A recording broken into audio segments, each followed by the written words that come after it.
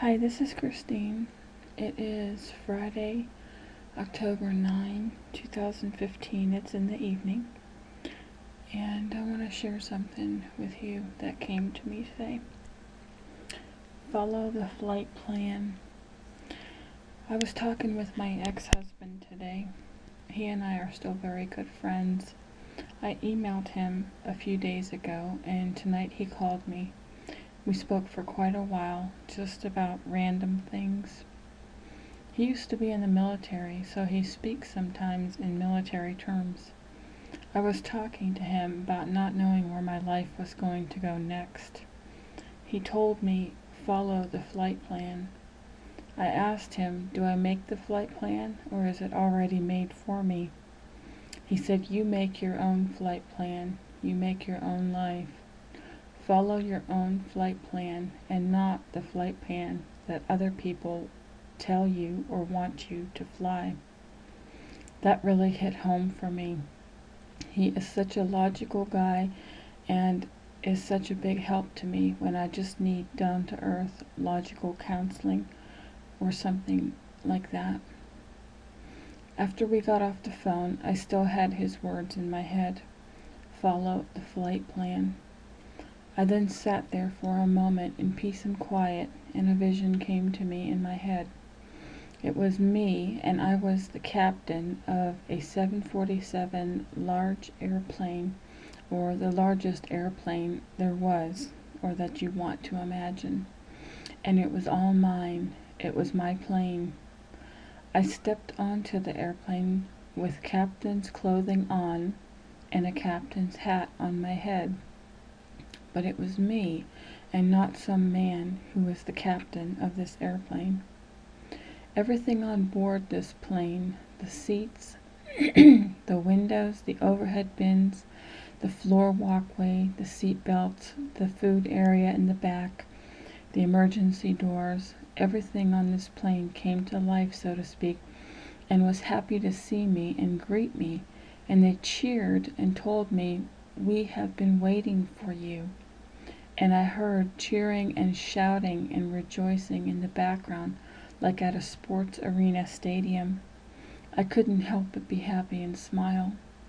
The plane was empty, meaning there were no other people on it, but it was my plane, and everything inside of it, the seats, etc., said, we are here to help you to get wherever you want to go.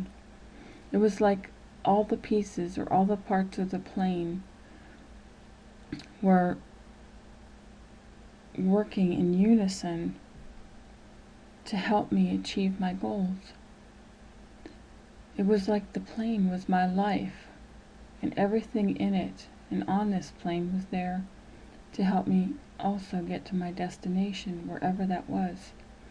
And all I had to do was set the plan, or set the flight plan, where I wanted it to go, and the plane would get me to my destination. The body of the plane was there to carry items and people. The seats were there to make people comfortable of whoever I wanted to take on board my plane with me, meaning anybody I wanted to accept into my life, because my plane was my life. The doors let some people into the plane, or into my life, and they closed and kept other people, such as harmful people and harmful things, out of my plane or out of my life. But the point is, the choice was mine to make of who came into my plane or my life or not. The food was there for teaching or for nourishment to whoever was on my plane that I could share with them, or in whoever was in my life with me. The seats were there for people to be comfortable, and the cockpit was there for me to be the captain of my own ship, my own plane. And whoever was on the plane with me came with me in my life as I grew or wherever I went to. I had instrument panels, or instruments, in the cockpit there that were there to help me get to my destination. I had an autopilot button as a backup, which is the Spirit, if I ever needed it. And I also had a co-pilot next to me who was Jesus or the Divine. So I was never totally flying this plane all alone. I always had help and backup with me. I had tires or wheels on the airplane to move me down the runway on the concrete, and I had wings that allowed me to fly and soar. This plane was my life, and I was captain of it, and it would take me wherever I wanted it to go. All I had to do was put my, quote, flight plan, end of quote, in and move forward.